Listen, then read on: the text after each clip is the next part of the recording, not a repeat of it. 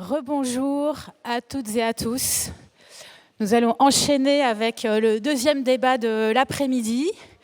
Voilà, en nous excusant de ce rythme un peu effréné, mais c'était un peu l'idée de départ de proposer le plus possible d'angles de discussion sur le sujet qui nous réunit cet après-midi, à savoir le groupe Total mis à l'heure des comptes. Et juste en introduction de notre discussion, je vous signale qu'il y a un film documentaire sur Total qui passe en continu pendant toute l'après-midi, avec des séances à 14h, donc c'est-à-dire maintenant, 15h30 et 17h. Et la salle de projection se trouve tout près d'ici. Il faut néanmoins sortir de cette salle. Et quand vous sortez, prendre à droite en direction des écuries. Et donc c'est là que se trouve le film. Si vous voulez, à un moment, sortir un peu d'ici et regarder ce documentaire et revenir ensuite avec nous. Cette petite information donnée, je passe à la présentation de notre débat de maintenant, que nous avons intitulé « Greenwashing, lobbying et fabrique du déni ». Donc, juste avant, les précédents intervenantes et intervenants vous ont présenter la manière la plus synthétique possible les impacts climatiques et environnementaux catastrophiques causés par les activités du groupe Total. À partir de maintenant, en une heure, nous allons essayer, peut-être 3/4 d'heure, de façon à laisser un temps d'échange avec vous dans la salle. Ce qu'on va essayer de regarder ensemble, c'est quand on parle de greenwashing, de quoi parle-t-on exactement ? Et quel lien avec le lobbying et en quoi est-ce que tout ça peut participer à ce qu'on pourrait qualifier de fabrique du déni climatique, c'est-à-dire essayer de comprendre en quoi est-ce que les déclarations et activités du groupe Total ont contribué depuis de nombreuses années à éloigner de nos dirigeants politiques le souci climatique et même à abandonner des politiques qui auraient été nécessaires il y a bien longtemps pour réduire nos gaz à effet de serre. Alors, très rapidement, les personnes présentes ici sur le plateau, Christophe Bonneuil, qui va commencer la discussion, qui est historien et qui est l'historien français qui a en particulier énormément travaillé sur Total et le climat, mais je ne vais pas lui donner la parole tout de suite. Je vais présenter à côté de lui Clara Gonzalez, qui est juriste à Greenpeace qui fait partie des ONG qui ont déposé des recours contre Total en lien avec cette question du greenwashing. Juste à côté, Juliette Renaud, des Amis de la Terre, que vous avez déjà entendu au précédent débat si vous étiez là.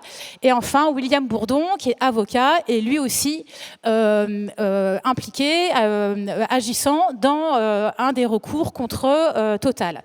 Alors, Christophe, on va commencer tout de suite avec vous. J'espère que vous avez un micro à vos pieds ou pas. Sinon, on va échanger les micros. Voilà. Merci Clara. Donc Christophe Bonneuil, on avait envie de vous demander en introduction de ce débat, pour bien savoir de quoi on parle et rester toujours hyper factuel sur ce qu'on dit et ce qu'on peut reprocher au groupe Total, est-ce que vous pourriez tenter en quelques minutes de nous expliquer quel rôle le groupe Total a joué dans ce qu'on pourrait appeler une fabrique du déni climatique en France ? Oui, bonjour. Donc j'ai travaillé 3 ans là-dessus, donc tu vas m'arrêter pour pas que je dépasse le temps. Vous avez sans doute vu passer il y a 10 jours l'étude parue dans Science qui s'intéressait aux projections et aux modèles climatiques d'Exxon depuis les années 70. Vous voyez qu'il y a 12 modèles qui étaient aussi justes, aussi précis que les modèles qui étaient publiés par les laboratoires scientifiques. La diapo suivante vous montre qu'Exxon avait un tanker pour mesurer le tanker, vous le voyez là, pour mesurer, ils avaient toute une équipe de chercheurs, ils avaient une énorme expertise sur le réchauffement climatique depuis la fin des années 70. Alors, qu'est-ce qui se passe en France au même moment ? J'ai trouvé de nombreuses discussions de l'effet de serre et du réchauffement climatique à la fin des années 60, au début des années 70, y compris au sein des responsables et cadres de Elf et Total. Mais c'est des boîtes qui étaient beaucoup plus petites qu'Exxon, qui n'avaient pas la même capacité de R&D et qui ont un peu lâché ces questions dans les années 70 avec le choc pétrolier, etc. Et le moment clé où elles sont de nouveau, c'est dans la diapositive suivante, mises au courant par Exxon, c'est une rencontre en 1984, si c'est possible d'avoir la diapo suivante, où le directeur environnement de l'époque de Elf, donc puisque Total Energy c'est la fusion de Elf et de Total, dit c'est à ce moment-là qu'on a été alerté par le scientifique d'Exxon. C'est une réunion à Houston de l'IPIECA. L'IPIECA, c'est la fédération de l'industrie pétrolière auprès des Nations Unies. Ils se réunissent plusieurs fois par an, ils échangent des infos, et donc les modèles climatiques d'Exxon ont circulé chez les sociétés françaises. On retrouve ça dans le rapport environnement de Elf en 1985, qui est discuté en mars 86 par tous les grands dirigeants de la compagnie, et qui dit l'accumulation de CO2 et de CH4 dans l'atmosphère et l'effet de serre qui en résulte vont inévitablement modifier notre environnement. Tous les modèles sont unanimes. Donc il y a zéro incertitude dans ce document interne de 1985, et la réponse c'est l'industrie pétrolière devra se préparer à se défendre. Donc on anticipe déjà qu'il va y avoir des politiques climatiques et il va falloir faire un contre-feu contre ces politiques climatiques. Alors ce contre-feu, Elf et Total vont y participer avec Exxon, avec Shell, avec BP, dans cette coordination à l'IPIECA qui crée un groupe de travail en 88, qui est présent à toutes les réunions de préparation de la conférence de Rio en 92, qui est présent aux réunions du GIEC et qui essaye de faire passer ses idées et son blocage. Et clairement, sur la table, il y avait deux choses dès 1988, une écotaxe sur le carbone, projet européen, et pour la convention climat qui allait être validée et adoptée en 92, dans les textes initiaux, en 88-89, il y avait l'idée d'un engagement de moins 20% des émissions entre 90 et 2005. Ces deux objectifs-là, ils étaient sur la table, ils étaient publics, et les compagnies pétrolières ont eu comme stratégie de les saborder. Et donc pour faire ça, elles ont pris des positions qu'on peut appeler climato-négationnistes, qu'on voit sur la diapo suivante, peut-être même celle d'après. Ça, c'est le groupe de travail. Voilà, là, un document de Exxon qui dit il faut pas les 20%. Et la diapo d'après, c'est une citation du directeur environnement de Total qui dit, en 92, un document qui est distribué à Rio et qui est dans la revue de Total, il n'existe aucune certitude sur l'impact des activités humaines, parmi lesquelles la combustion d'énergie fossile. Donc là, on est en 92, on est 2 ans après le premier rapport du GIEC, et on est en claire contradiction avec ce que dit le premier rapport du GIEC, qui prévoit plus 0,3% par décennie, de façon certaine, dans son premier rapport. Donc là, on est vraiment dans un mensonge climatique, et ce mensonge climatique, qu'on voit dans des positions publiques, il est stratégisé, il est pensé en interne. Il y a une note, moi j'ai travaillé dans les archives à la tour Total de Elf et Total, on voit que le numéro 2 de Elf, il a son bureau à côté de Le Floch-Prigent à l'époque, il dit il existe, élément de langage, il existe des doutes scientifiques en matière d'effet de serre. Et puis, ça c'est un document de mars 93, et puis la diapo suivante, c'est en novembre 92, et le même numéro 2, c'est Francis Giraud, se félicite que Rio n'a pas adopté d'engagement fort et que l'écotaxe européenne a été sabordée. Et il dit c'est grâce à nous, à notre lobbying, à nos nombreux contacts directs avec les cabinets ministériels, administrations concernées, etc. Alors ça ne prouve pas qu'ils ont fait du lobbying, et que c'est ça qui a été déterminant. Il y a un peu d'autosatisfaction, forcément, dans ce document interne. Il se fait un peu mousser en même temps. Mais en tout cas, ça montre qu'il y avait une stratégie très claire sur le chemin de Rio de bloquer des premières politiques climatiques et que, du coup, ce moment-là était une occasion manquée qui a été une grosse bataille à laquelle ont participé les entreprises françaises.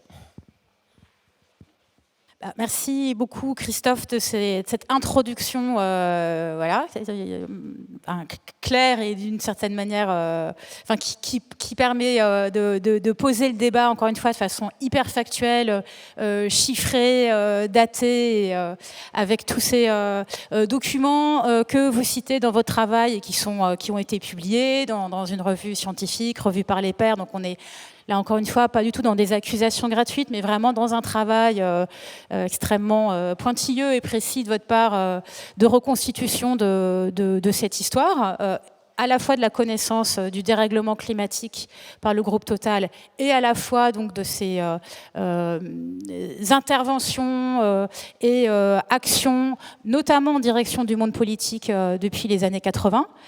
Et c'est pourquoi je pensais intéressant de proposer à Juliette Renaud d'enchaîner avec ce que vient de dire Christophe, parce que donc les Amis de la Terre, l'ONG dans laquelle vous travaillez, a publié un rapport l'année dernière, qui était, ou il y a quelques mois, oui c'est ça, l'année dernière, qui était fort intéressant parce que qui tentait de cartographier ce que vous avez appelé l'entrisme du groupe Total dans l'appareil d'État et dans les espaces de décision politique. Donc on voit bien, on a d'un côté un groupe qui est au courant et qui essaye d'agir pour bloquer des mesures d'action pour le climat, mais c'est pas n'importe quel groupe. Le groupe Total est hyper puissant, c'est une énorme multinationale comme on a commencé à le voir depuis le début d'après-midi, mais c'est aussi une multinationale qui a énormément de liens avec la sphère de la décision politique et avec ce qu'on peut appeler l'appareil d'État pour aller vite, c'est-à-dire la haute fonction publique, les conseillers de cabinet ministériel, etc.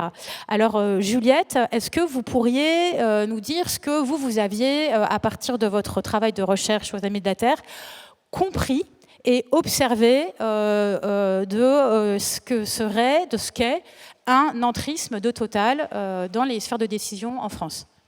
Merci. Donc ce rapport, c'est le rapport « Comment l'État français fait le jeu de Total en Ouganda ». On est parti en fait du constat qu'on voyait un certain nombre de signes et d'éléments concrets de soutien du gouvernement français au projet de Total en Ouganda. Je pourrais détailler un petit peu plus. Et on est allé se demander pourquoi il y a ce soutien, d'où vient ce soutien.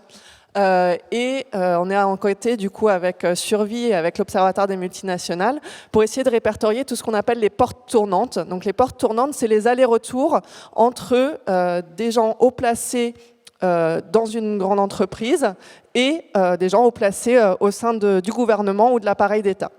Donc on a fait ce travail sur la période à partir du dernier quinquennat, en gros pour les gens qui ont fait ces allers-retours depuis l'élection d'Emmanuel Macron, en gros.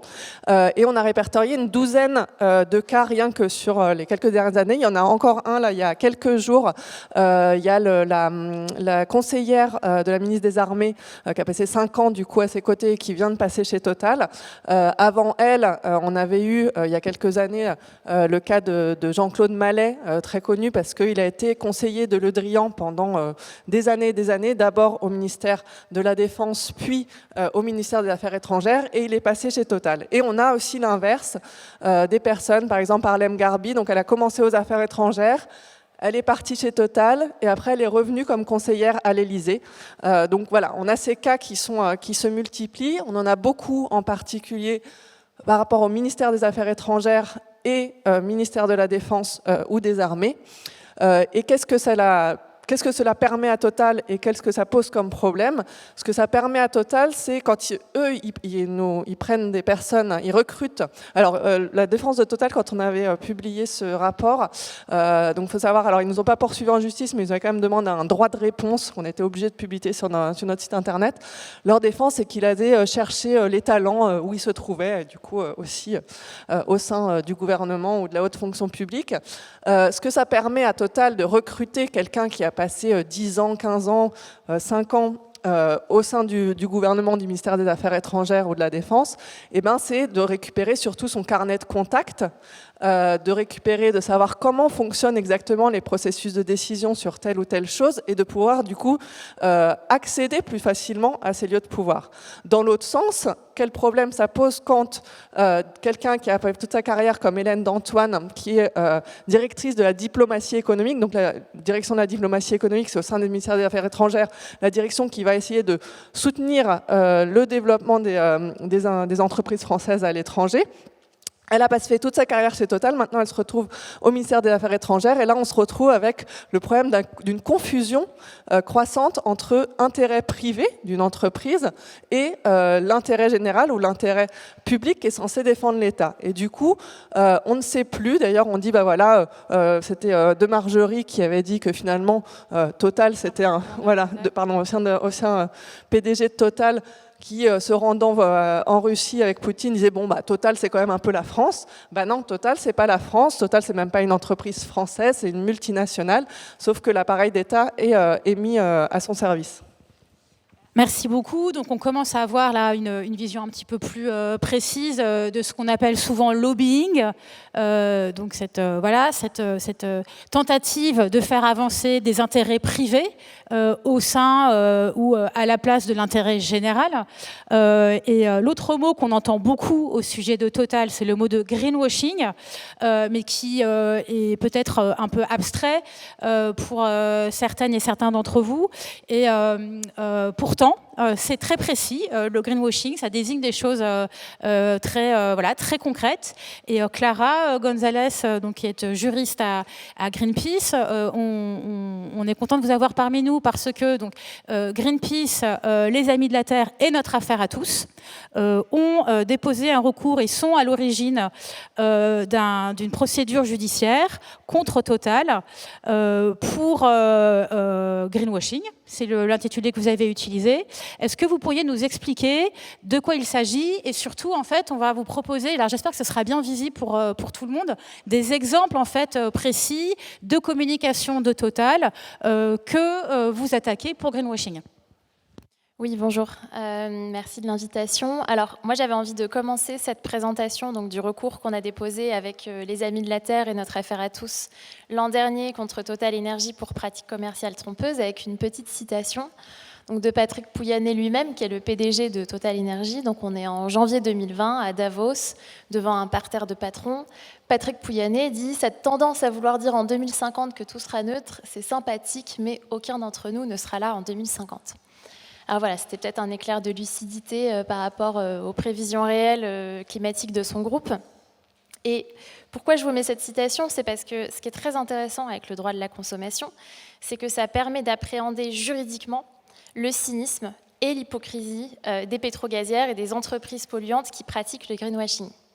Alors le greenwashing, c'est quoi? C'est concrètement l'arbre qui cache la forêt, c'est-à-dire c'est l'écran de fumée que je vais mettre en place en tant qu'entreprise pour cacher la réalité de mon impact climatique. Et le greenwashing a été défini par le GIEC comme l'un des obstacles principaux au changement des comportements qui sont nécessaires pour la transition énergétique et donc concrètement pour la lutte contre le réchauffement climatique. Voilà, donc il y a 20 ans, Total fabriquait le déni et aujourd'hui, il fabrique de nouveaux obstacles comportementaux à la transition énergétique. Alors à la slide suivante, donc Total, un an après la citation de Patrick Pouyanné à Davos, Total lance une campagne de communication hors norme avec de l'affichage à Orly, de l'affichage dans la presse, dans les réseaux sociaux, à la télévision, où on voit une volonté, vraiment un changement de stratégie. C'est-à-dire Total n'est plus la pétrogazière, Total c'est Total Énergie, le futur acteur majeur de la transition énergétique, qui donc devient multi-énergie et va promouvoir la transition énergétique tout en luttant contre le réchauffement climatique. C'est une campagne de publicité qui a notamment été commandée au groupe de communication Havas et Publicis. Alors, ça, c'est un peu le discours, et derrière, il y a des allégations très concrètes que le droit de la consommation nous permet d'appréhender. Moi, j'avais envie de vous parler du gaz fossile. Alors, c'est la dernière slide dans la présentation. Ça, c'est sur leur ambition de neutralité carbone. Ça, c'est la réalité de leur scope 3. Voilà, moi, je vais vous parler de quelque chose d'un peu plus concret. Donc, pourquoi le gaz fossile, c'est important? Total Énergie nous dit... Moi, je suis alignée sur le net zéro 2050. J'ai une ambition qui est compatible avec l'accord de Paris. Qu'est-ce que ça veut dire concrètement? Expliquez, pardon, net zéro 2050. C'est exactement ce que j'allais dire. Qu'est-ce que ça veut dire concrètement net zéro 2050? Donc ça, c'est une notion scientifique qui est définie, qui est basée sur la science physique du climat. La science physique du climat base les modélisations du GIEC. Et c'est la condition, si on veut respecter, tenter de limiter le réchauffement climatique à 1,5 degré. Concrètement, c'est la condition de la réalisation des accords de Paris. Donc Total Energy nous dit « Moi, je suis aligné sur le net zéro 2050 ». Sauf que, qu'est-ce que ça veut dire concrètement pour une pétrogazière? Ça, c'est le GIEC et l'Agence internationale de l'énergie qui nous le disent. Ça veut dire pas de nouveaux projets pétroliers, pas de nouveaux projets gaziers et un investissement massif dans les énergies renouvelables. Alors, le minimum que fixe l'Agence internationale de l'énergie, et tout à l'heure, les présentations vous ont dit que ça allait même plus loin quand on veut respecter le 1,5 degré selon les modélisations du GIEC, c'est à partir de 2020, on décline de moins 4% en production pétrolière et de moins 3% en production gazière. Ce n'est pas la trajectoire actuelle de Total Energy. Conséquence logique, Total Energy ne peut pas dire qu'il est aligné sur le net zéro 2050. Et pourquoi le gaz fossile, c'est important? Parce que toute la stratégie d'expansion aujourd'hui de Total Energy repose sur le gaz fossile. Donc ils ont tout un intérêt à nous faire croire que c'est une énergie complémentaire aux énergies renouvelables et que ça va être une énergie de la transition énergétique. Quand on parle de gaz fossile pour Total Energy, on parle de quoi? On parle d'un projet de bombe climatique qui est au Mozambique, qui a dû être arrêté à cause de conflits armés. On parle du gaz de schiste aux États-Unis. On parle aussi de 2 projets en Russie, Arctic LNG et Yamal, donc qui aujourd'hui contribuent à verser des impôts au gouvernement russe. Alors, donc Total Energy, ils ont tout intérêt à vous, citoyens, vous, consommateurs, à vous faire croire que c'est une énergie peu polluante et de la transition. Donc ils vous disent, ça c'est sur Twitter ou Facebook, c'est l'énergie la moins polluante des énergies fossiles. Ils nous ont aussi dit, c'est l'énergie la moins émettrice en gaz à effet de serre. Concrètement, pour leur ambition de transition sur le gaz, donc qui n'est pas de transition énergétique, ils vont jusqu'à tordre et manipuler des réalités scientifiques. Le gaz fossile, aujourd'hui, la production du gaz fossile, on ne peut pas prouver scientifiquement que c'est la moins polluante des énergies fossiles. Parce que, alors, je ne vais pas rentrer dans le détail, mais la production de gaz fossile, elle dégage énormément de méthane. Et le méthane, c'est un gaz qui, une fois qu'il est dans l'air, émet 84 fois plus de gaz à effet de serre que le CO2. Voilà, alors, donc, on vise le gaz fossile, on vise aussi le net zéro, mais je pense que je vais m'arrêter sur la question du gaz fossile, parce que sinon, ce serait trop long. Et juste pour vous expliquer que c'est typiquement ces sujets, donc moi par exemple j'ai contribué à vulgariser auprès des enquêteurs par lesquels j'ai été auditionnée, puisqu'on est dans une situation procédurale qui est un petit peu exceptionnelle, qui est que nous, on a déposé un recours au civil, et en parallèle on a appris qu'une enquête préliminaire avait été ouverte par la procureure de Nanterre, potentiellement sur des faits similaires.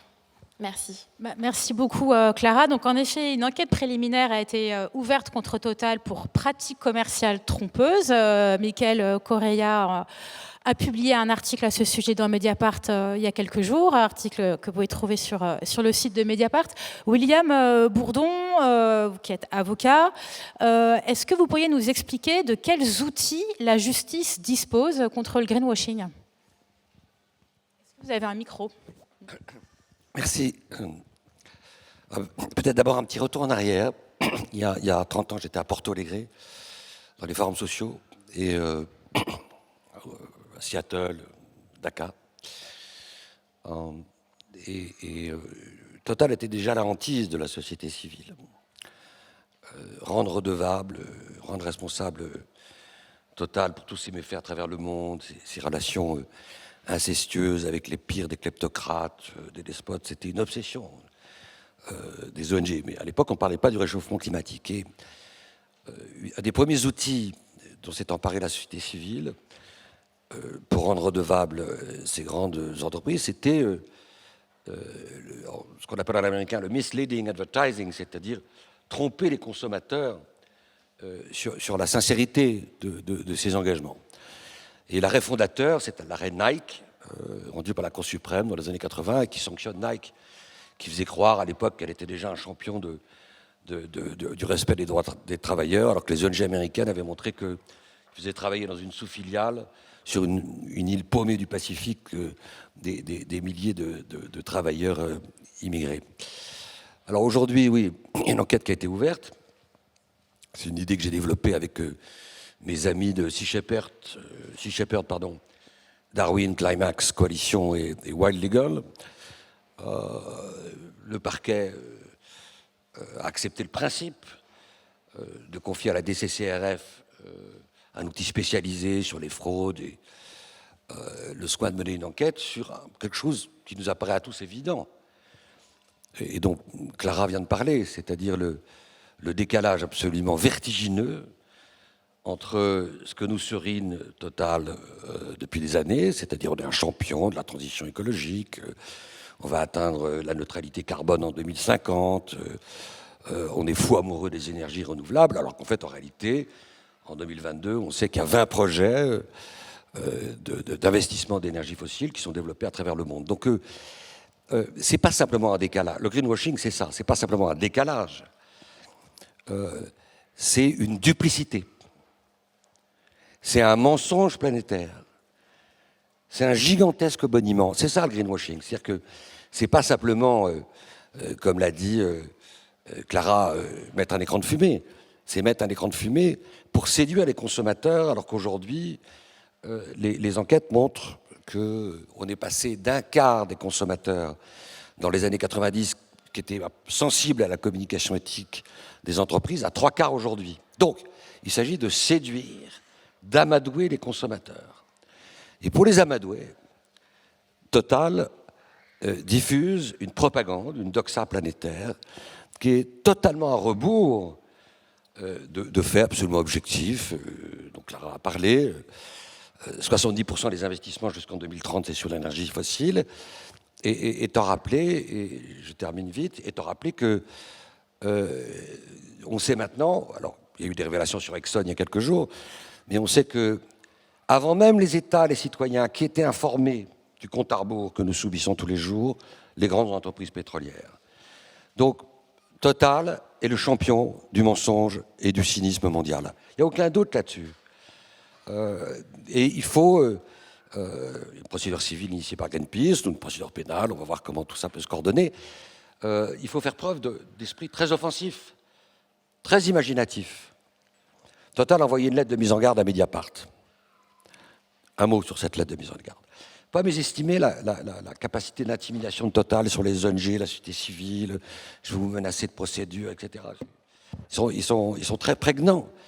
Et dans cette lettre, ils disent « il y a eu un classement sans suite sur une plainte que j'ai déposée il y a 6 mois pour complicité de crimes de guerre contre Total, pour avoir, à travers un consortium, actionnaire d'un consortium en Russie, participé dans un entrelac de relations capitalistiques au refueling des avions qui bombardent tous les jours l'Ukraine et qui tuent les enfants et les habitants d'Ukraine. C'est indécent de triompher de ce classement sans suite, et d'ailleurs Total ne paie rien pour attendre. Nous allons continuer. Voilà, donc les pratiques commerciales trompeuses qui fondent cette enquête préliminaire, c'est la caractérisation pénale du greenwashing, c'est-à-dire se verdir la façade au moment où on est en train de brûler la planète. Merci William. Donc on n'est pas simplement, c'est ça qui nous semblait intéressant de pointer à ce stade, c'est-à-dire qu'on n'est pas simplement dans des reproches de nature morale, on est dans la commission potentielle de délits, et ces délits peuvent être punis par la justice. Moi j'ai aucun doute, pour avoir côtoyé Total depuis des années, et on se connaît bien d'ailleurs, puisque j'avais initié la plainte pour séquestration pour les anciens travailleurs forcés sur le site Yadana en Birmanie, en 2002-2003, après de nombreux allers-retours en Birmanie et en Thaïlande. Ça avait abouti à une procédure pénale. Le dirigeant de la filiale Total en Birmanie avait été entendu en témoin assisté. Et à l'époque, Desmarais, président Desmarais, avait senti que quand même le risque judiciaire s'approchait. Et comme il s'approchait, il y a eu une transaction, 5 millions d'euros, qui ont changé la vie de 2500 personnes à la frontière entre la Thaïlande et la Birmanie. Les entreprises, plus le cynisme des entreprises est grand, plus il faut faire peser, si l'on veut que les choses changent, ou en tous les cas, freiner la catastrophe, c'est suivant chacun notre point de vue, au moins freiner la catastrophe, il faut exercer sur eux toutes les potentialités possibles du risque judiciaire, du risque réputationnel. C'est-à-dire que ceux qui sont en haut de la tour chez Total, Pouyanné et tous ses conseillers se disent on a un risque d'être entendu par les services de police, on a un risque d'être mis en garde à vue, on a un risque d'être mis devant un juge d'instruction, on a un risque d'être mis devant un tribunal, et on a un risque aussi, peut-être à un moment donné, que les consommateurs nous délaissent, même si les consommateurs dans les stations-service sont une forme de consommateurs captifs, ce qui rend plus difficile l'effet de levier. Voilà, donc le risque judiciaire, exercer un risque judiciaire, et surtout, si c'est possible, pénal, à mon avis, c'est le seul discours que les entreprises entendent aujourd'hui. Ok, merci William. Alors Juliette Renaud, je voulais revenir vers vous pour essayer de comprendre quel lien peut-on faire entre lobbying et greenwashing, puisque on les relie, mais c'est pas non plus la même chose exactement. Alors, c'est pas la même chose, mais en fait, ce qu'il faut savoir, c'est que cette communication trompeuse des entreprises, donc là, avec notre action en justice, avec Greenpeace et notre affaire à tous, on vise en effet l'influence que peut avoir cette communication, cette influence trompeuse sur le consommateur, sur le citoyen. Mais en fait, ces campagnes de communication, elles sont aussi, elles ciblent aussi en fait les décideurs. On a sorti, c'était il y a 2 ans, non même presque 3 ans maintenant, 2 ans et demi, un rapport qui s'appelle Big Corpo. C'était dans le cadre d'un projet qui s'appelait SPIM, Système publicitaire et influence des multinationales, pour montrer non seulement comment la publicité pousse à la surconsommation, etc., mais est aussi un outil de lobbying. Et là, on peut donner l'exemple, en fait, la dernière grande campagne de publicité, de communication de Total avant celle-ci, du changement de Total à Total Energy, c'était en 2015. C'était, vous en rappelez peut-être, c'était la campagne engagée pour une énergie meilleure, Committed to a Better Energy. Et nous, on avait réussi à avoir accès en fait au brief de l'agence de com de Total. Et clairement, où est-ce qu'étaient déployées ces pubs géantes? C'était notamment dans tous les aéroports des pays du G20, parce que 2015, c'est quoi? C'était l'année de la COP21, les négociations climat en France, qui ont abouti à l'accord de Paris. Et Total, ainsi que d'autres entreprises pétrolières, parce que c'est quand même des stratégies concertées, ce lobbying, avait déployé surtout, c'était vraiment le début du push de mettre en avant le gaz comme une énergie propre, comme une énergie de transition.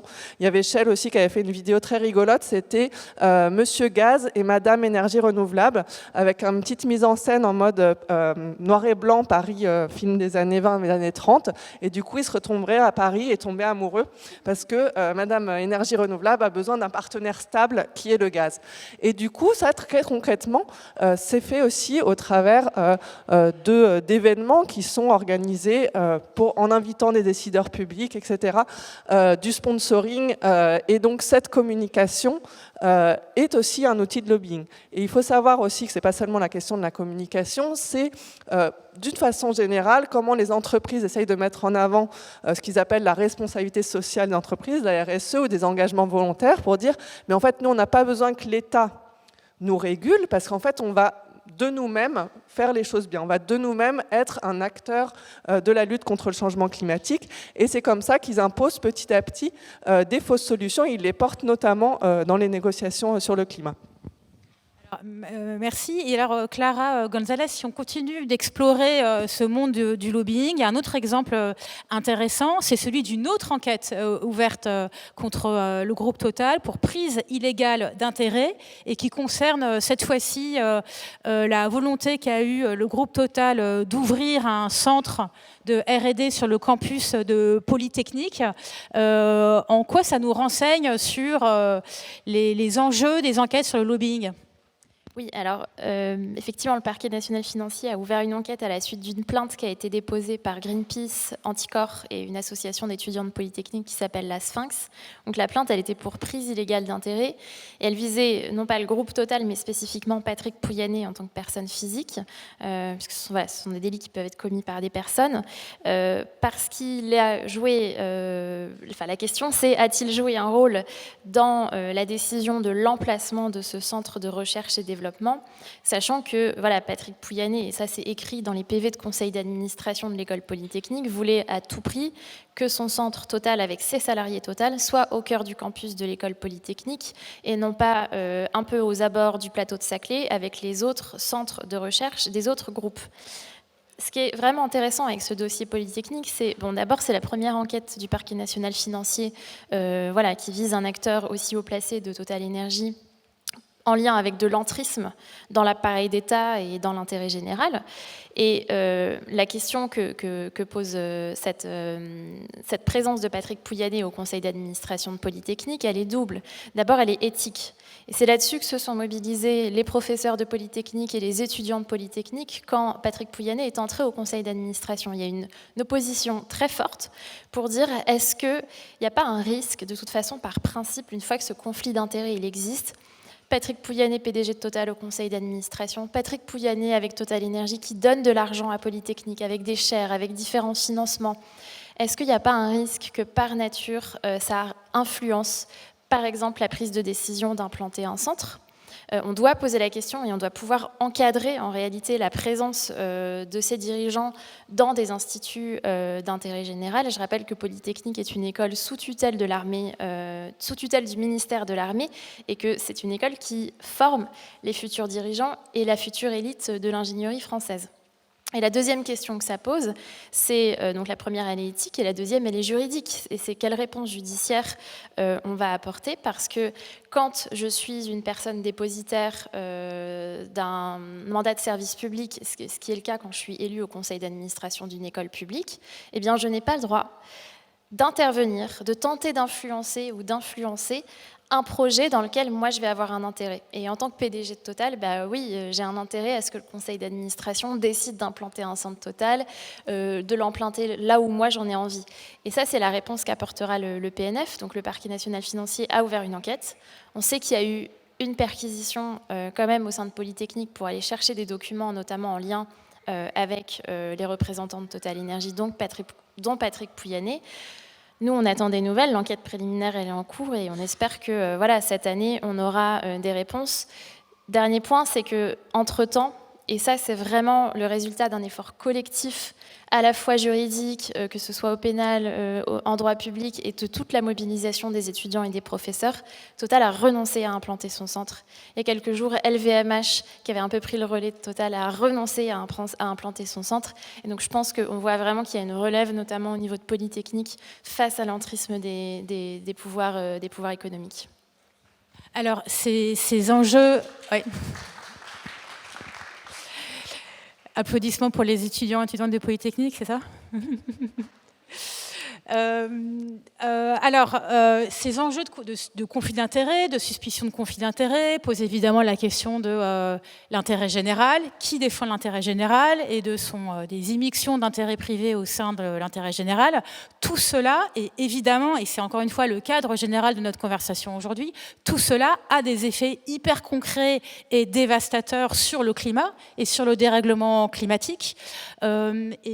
Christophe Bonneuil, peut-être pourriez-vous nous aider à un peu mieux comprendre quand on parle de greenwashing, donc on parle de publicité trompeuse, mais cette publicité trompeuse et ce greenwashing sont désormais dénoncés par les scientifiques du GIEC comme étant un facteur notable, important, hyper problématique de dérèglement climatique, d'émissions de gaz à effet de serre. Est-ce que c'est quelque chose qu'on peut mesurer et qu'est-ce qu'on peut en dire en termes d'effets concrets sur le dérèglement du climat?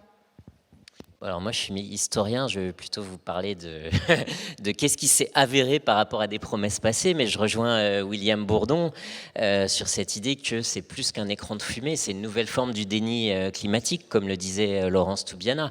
C'est-à-dire que maintenant, les historiens, les sociologues qui travaillent, et les activistes et les journalistes qui travaillent sur les discours de promesses des entreprises fossiles ont mis à jour une espèce d'énorme répertoire de ce qu'on peut appeler la procrastination climatique, dont le déni et la fabrique du doute proprement dite n'est qu'un élément. Et un autre élément, c'est la promesse d'une transition qui va être progressive, qui va se faire en bon ordre, qui va être raisonnable. On ne peut pas laisser les utopistes écolos couper les choses trop vite. Nous, entreprises responsables, on vous promet une transition en bon ordre. Cette promesse-là, fait partie de ce répertoire de la procrastination.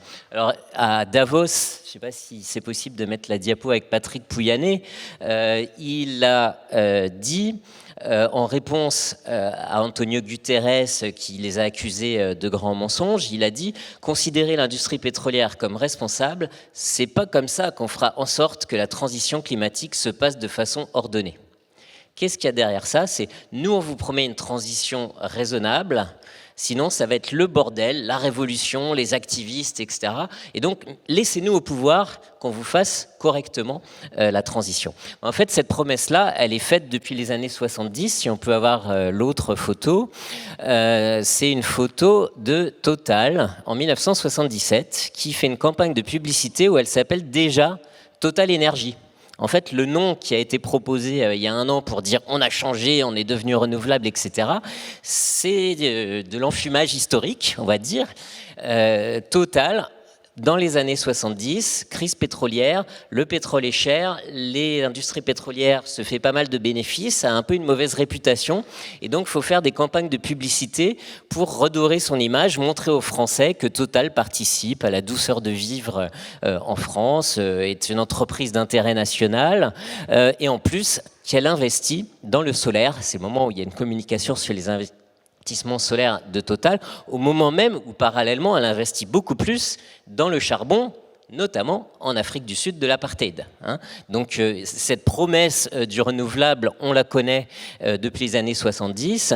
Et puis à la diapo suivante, on peut revenir à Exxon, c'est cette idée d'une transition. En fait, dans un document interne d'Exxon, qui s'appelle « Discours à tenir au cas où le problème du réchauffement serait abordé », en amont d'une conférence en 1981, et l'expert dit à son PDG, bah oui, le CO2 va doubler d'ici un siècle dans l'atmosphère, cela laisse le temps pour une transition ordonnée.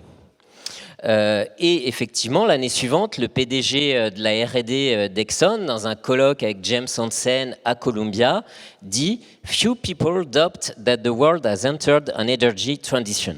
Donc, personne ne doute qu'on est déjà en train de rentrer dans une transition énergétique. Dormez sur vos deux oreilles. La transition est déjà en cours, nous dit Exxon en 1982. Bilan des opérations, en fait, depuis 1992, on a émis plus de gaz à effet de serre entre la révolution industrielle et 1992. Donc on n'a pas eu du tout le ralentissement ou la transition qui était promise au tournant des années 70 et des années 80 par ces grandes entreprises. Donc on aurait envie de leur faire confiance dans leurs nouvelles promesses avec le gaz et leurs investissements renouvelables, mais j'aurais plutôt tendance à rejoindre l'analyse des personnes à cette table ronde qu'on fait face à une nouvelle forme de déni climatique à travers ces discours de la transition. Alors, dernier petit point peut-être, Clara, avant d'ouvrir la parole, donner la parole aux personnes dans la salle, c'est donc depuis tout à l'heure, greenwashing, lobbying, déni climatique, ce qu'on entend et ce qu'on comprend en vous écoutant les uns les unes et les autres, c'est que maintenant, ça ne passe plus judiciairement. En tout cas, il y a beaucoup de recours qui ont été déposés contre Total. Est-ce que ça veut dire qu'on est à un moment particulier, un tournant de la justice face à de tels agissements ?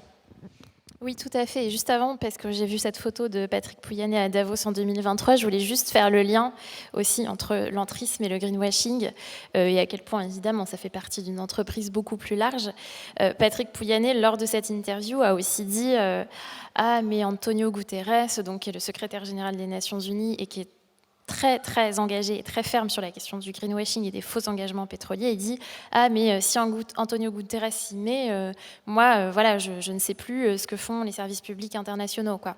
Et pour moi, c'était vraiment... C'est-à-dire, quand il dit ça, ce qu'il dit, c'est oh là là, en fait, on n'a pas fait assez de lobbying auprès d'Antonio Guterres pour qu'il soit de notre côté. C'est vraiment, ça le surprend, quoi, de se dire il y a encore des gens qui font du service public et qui ne sont pas de notre côté. Pour moi, voilà, ça fait un peu le lien entre à quel point pour eux c'est improbable que voilà, leur lobbying et leur entrisme ne fonctionnent pas. Sur le tournant judiciaire auquel on est, en France, c'est quand même effectivement assez exceptionnel. Je pense qu'il faut prendre tous les recours qui existent aujourd'hui de manière complémentaire et convergente. Et je pense qu'il y a une intelligence collective aujourd'hui dans la société civile qui fait qu'on travaille main dans la main et on lance des recours ensemble. Alors on n'est pas tous dedans, mais il y a une concertation qui est très importante. Et ce que ça donne aujourd'hui concrètement, c'est qu'on a mis entre les mains de la justice française, des juges civils français notamment, la possibilité pour eux de définir le cadre juridique contraignant qui s'impose aux activités d'une entreprise multinationale comme Total Energy. Alors l'exemple aujourd'hui, c'est Total Energy, mais toutes les décisions qui vont être rendues, elles vont concerner concrètement toutes les entreprises du CAC 40, toutes les entreprises polluantes françaises qui ont des grands projets à l'étranger.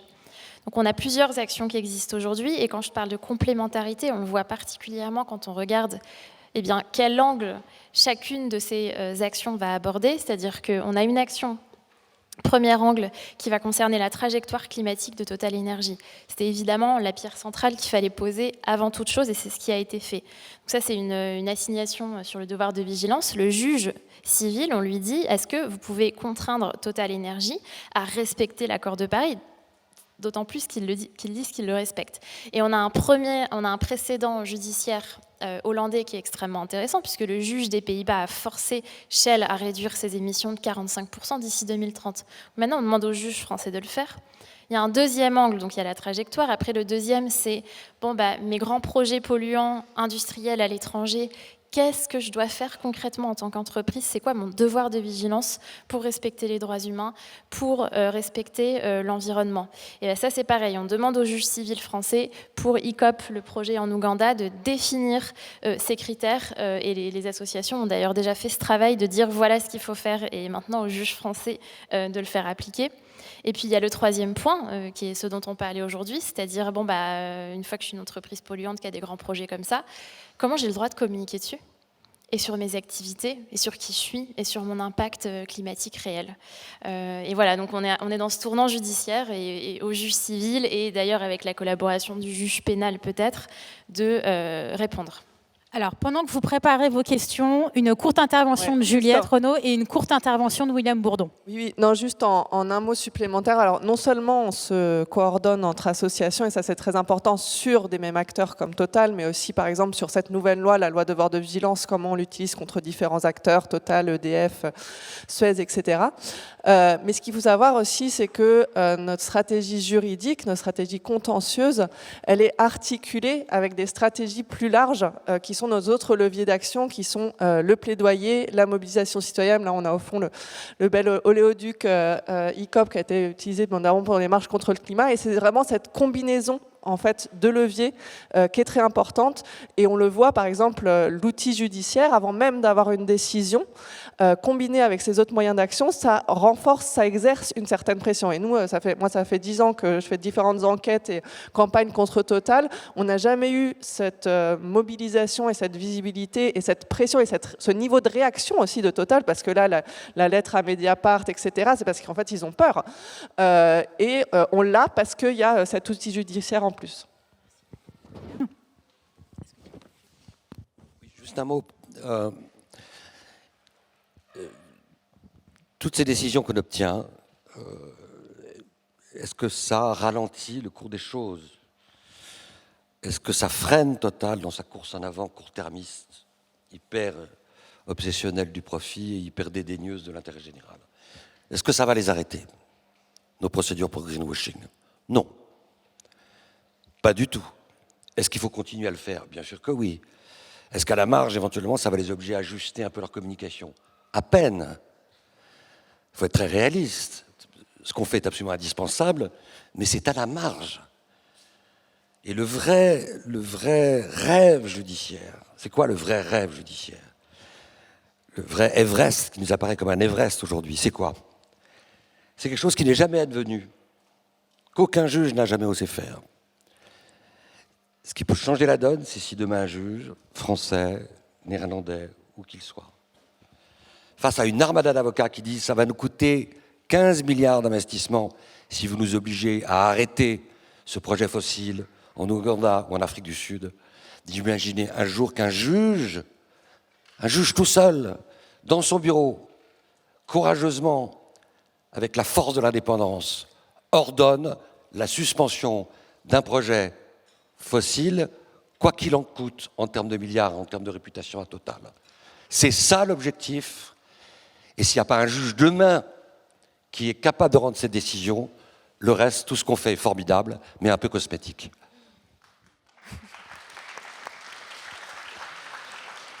Alors, j'en profite pour dire qu'à 17h30, la dernière table ronde portera sur que faire de Total. Donc, restez avec nous. Et on a le temps, je pense, je suis désolée, le temps passe vite. On a le temps pour 3 brèves questions. Alors, ah oui, il n'y a pas de micro. Alors, attends. Merci beaucoup, Edwin.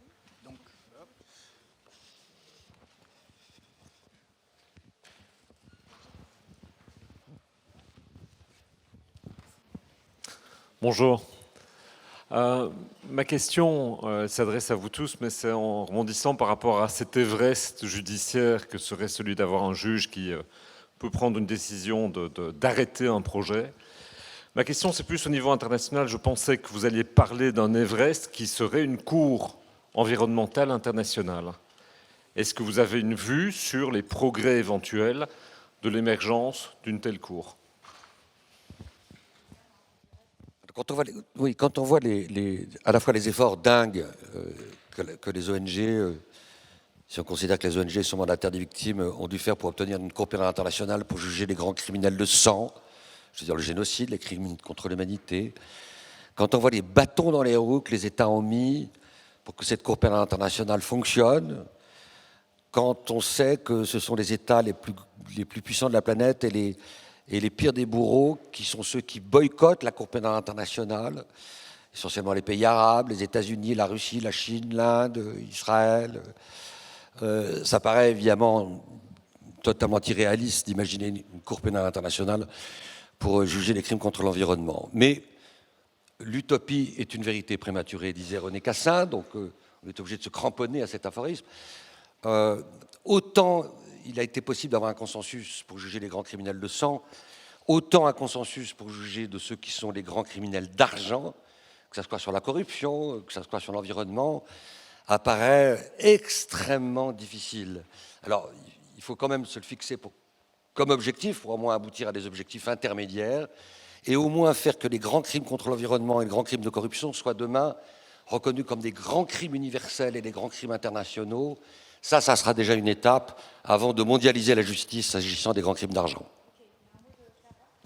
Oui, juste rapidement, parce que tout à l'heure, William Bourdon parlait de courage du juge, et évidemment, il en faut. Mais avec tout le courage du monde, un juge, il ne peut pas aller plus loin que d'appliquer la loi, en tout cas en France. Là, il y a une urgence.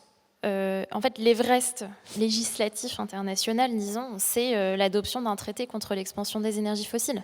C'est soutenu par Antonio Guterres et le GIEC, c'est soutenu par l'Organisation mondiale de la santé. Et voilà, mais ça va se faire au niveau diplomatique et au niveau des États. Bonjour, c'est une question à propos de LVMH et de Total qui ont donc été rejetés. C'est une grande victoire de leur collaboration avec Polytechnique. Alors, moi, la question que je me pose, c'est, étant donné l'état de misère de la recherche publique française, bon, Polytechnique a peut-être les moyens, parce qu'ils sont peut-être riches, mais moi, je pense aux laboratoires de recherche en général. Comment peuvent-ils trouver des financements à l'heure où les partenariats, les appels à projets se multiplient et où l'État ne donne plus d'argent à la recherche publique ? Bon, on est dans une situation de bouleversement néolibéral du système de recherche et d'enseignement supérieur français, avec notamment le crédit impôt recherche qui correspond, je crois, à plus de 5 milliards d'avantages fiscaux aux entreprises qui, avec ça, peuvent se payer de la recherche publique et du coup avoir un pouvoir énorme sur l'orientation des recherches publiques. Ça se traduit à Pau, par exemple, avec une université dont une grande partie des fonds propres viennent de Total. Ça s'est traduit par les tentatives à Polytechnique, mais c'est un phénomène beaucoup plus large que la recherche publique est en déshérence et on l'a laissé entre les mains des intérêts à court terme de recherche de profit du monde des entreprises. Donc effectivement, peut-être là-dessus, j'aurais une petite citation. pour nous donner du courage dans un journal socialiste en 1828 qui s'appelait Le Producteur, à propos de la traite négrière. Il disait toutes ces personnes qui sont des capitaines de navires de traite ou les banquiers qui les financent, ils doivent trembler s'ils ne se hâtent d'abandonner une carrière que le sentiment général et progressif de la société réprouve chaque jour davantage et à laquelle le sceau de l'infamie va bientôt s'attacher. Je crois qu'on est sur la question des crimes climatiques dans la même situation que la lutte contre l'esclavage entre la fin du XVIIIe et le milieu du XIXe. Fin du XVIIIe, les 3/4 des philosophes des Lumières ne voient aucun problème à l'esclavage. 3/4 de siècle plus tard, l'esclavage est inacceptable, il est aboli à plein d'endroits. Et cette abolition, malheureusement, c'est pas un juge qui l'a faite, c'est même pas des lois qui l'ont faite. On peut se gargariser de notre loi de 1848, mais en fait, c'est des luttes. C'est la révolution d'Haïti, c'est des esclaves qui ont fui, qui sont devenus marrons, ou qui sont révoltés et qui ont parfois tué les planteurs. Et du coup, je ne crois pas qu'une solution purement juridique suffira dans le rapport de force avec les entreprises et qu'il ne faut pas oublier la dimension de mobilisation également derrière ça. Donc il faut faire trembler, j'aime bien cette phrase du producteur en 1828.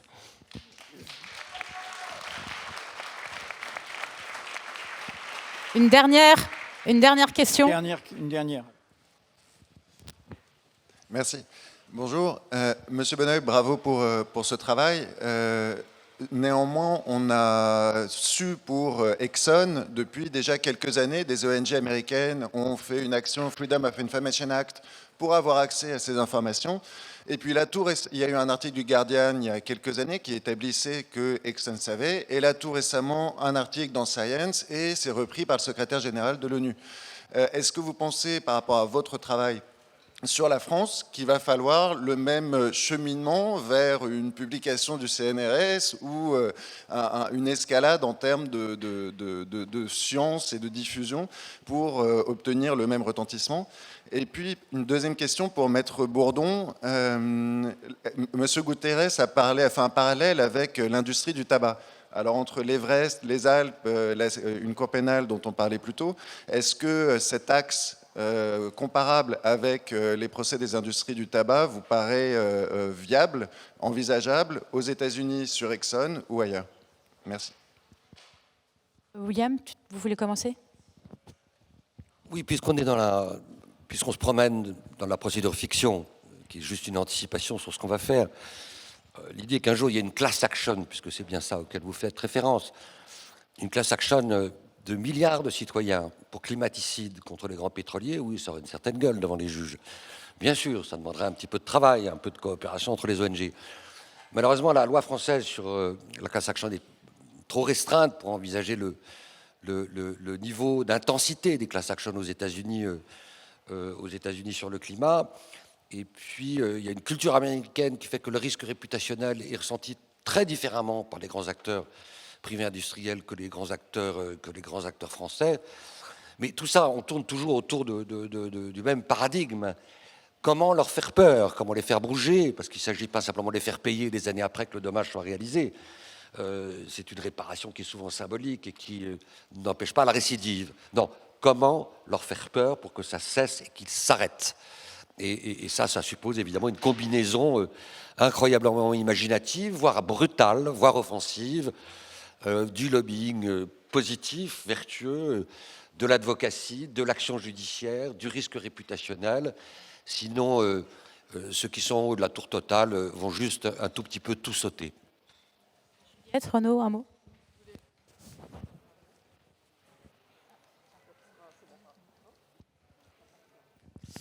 Pardon.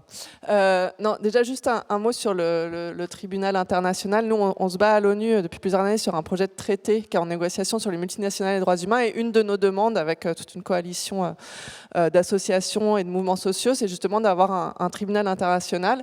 Et c'est complètement rejeté par la majorité des États qui voient ça comme quelque chose de complètement farfelu. Pourtant, la France, quand la CPI a été créée, au début, ils avaient proposé que ça s'applique aussi aux personnes morales, aux entreprises. Donc voilà, quelques années plus tard. Non, je voulais juste revenir commenter sur la comparaison avec l'industrie du tabac. Pour moi, elle est tout à fait pertinente. Et nous, d'ailleurs, dans nos campagnes contre l'influence des lobbies, une des choses qu'on essaye de porter comme exemple, c'est l'exemple de la convention de l'OMS pour la lutte anti-tabac, qui justement fixe des règles, une espèce de pare-feu entre les lobbyistes du tabac et les décideurs qui vont décider sur les politiques publiques en matière de santé. Et du coup, nous, ce qu'on demande, c'est d'avoir la même chose par rapport aux industries fossiles, parce que c'est pas normal que les entreprises énergéticiennes soient directement à la table des négociations. Et c'est pour ça que nous, on parle de corporate capture, de mainmise des lobbies sur les prises de décision politiques, parce qu'ils sont vraiment à l'intérieur de ces processus de décision. Christophe ? Oui, effectivement, ça fait une dizaine d'années qu'on commence à faire la lumière sur les stratégies, notamment des compagnies pétrolières et cette fabrique du mensonge. Et ça a commencé aux États-Unis dans les années 2010 par un travail à la fois des juges, des activistes, des journalistes et des documents qui ont fuité grâce à l'obligation de les rendre publics judiciaires et qui ont permis à des historiennes, des historiens de travailler. Et il y a tout un champ qui s'est développé qui s'appelle l'agnotologie. Grâce à ces documents, tabac et pétrole, c'est l'étude de la fabrique de l'ignorance et du mensonge. C'est-à-dire qu'il faut étudier le travail d'acteurs pour fabriquer du mensonge et de l'ignorance, de la même façon qu'on étudie le travail d'acteurs et d'actrices pour fabriquer de la connaissance scientifique. Donc il y a eu vraiment tout un essor de la recherche sur ces questions. Alors moi justement, j'avais vu ces travaux-là sur les États-Unis, je me suis dit, en France, quand même, on sait bien que nos championnes françaises sont quand même moins pires que les méchants Exxon. Et j'étais plutôt parti avec un préjugé favorable par rapport à ce que j'allais trouver. Puis en fait, en allant aux archives, en rencontrant des anciens qui ne sont pas des repentis, mais qui ont été quand même relativement sincères dans les entretiens que j'ai faits avec eux, je suis un peu tombé sur les fesses. Et je me suis aperçu qu'au moment où l'IPIECA lance une stratégie extrêmement de mensonges climatiques 1-2 ans avant la conférence de Rio, le président de l'IPIECA, c'est le directeur environnement de Elf. Donc on ne peut pas dire les Françaises étaient loin derrière la stratégie du mensonge dur de Exxon, mais elles y ont participé. Alors du coup, ce travail sur les sociétés françaises, il a été fait, je suis au CNRS, ça a été publié dans Global Environmental Change il y a 1 an, mais effectivement, on n'a pas encore de grands dirigeants ou grandes dirigeantes françaises qui a repris ça pour un petit peu interpeller Total. Il y a des velléités d'enquête parlementaire de la part d'élus de l'opposition au Parlement, mais du côté, disons, gouvernemental, c'est le silence radio sur ces questions-là. Bon, après cette journée, peut-être vont-ils entendre quelque chose. Clara, un mot de conclusion. En fait, je voulais juste conclure parce qu'on est tous concernés par ça, sur les menaces que Total a envoyées de poursuites en diffamation, de nous attaquer en diffamation s'il y avait des propos diffamatoires selon eux qui étaient proférés aujourd'hui. Tu disais, Christophe, il faut les faire trembler. En fait, ils tremblent. C'est une nouvelle stratégie, ça, c'est un changement de position de la part de Total Energy. Alors c'est notamment depuis la guerre en Ukraine et certaines accusations qui ont été dites publiquement. Mais là, on le voit sur le greenwashing. On le voit, nous, Greenpeace France, on a été menacés par Total Energy. Ils ont dit qu'ils allaient nous attaquer. Quand on a publié un recalcul de leurs émissions de CO2, on ne sait pas où ça en est. Pour le moment, on n'a pas de nouvelles. Là, ils font la même chose de manière préventive, ce qui est quand même vraiment, c'était rare il y a quelques années de la part de Total Energy, donc ils tremblent. Est-ce que c'est juste des tentatives d'intimidation ou de menace ? L'avenir nous le dira. Moi, j'ai tendance à penser que oui, et qu'en tout cas, il ne faut surtout pas se laisser bâillonner et qu'il faut continuer à dire ce qu'on a à dire.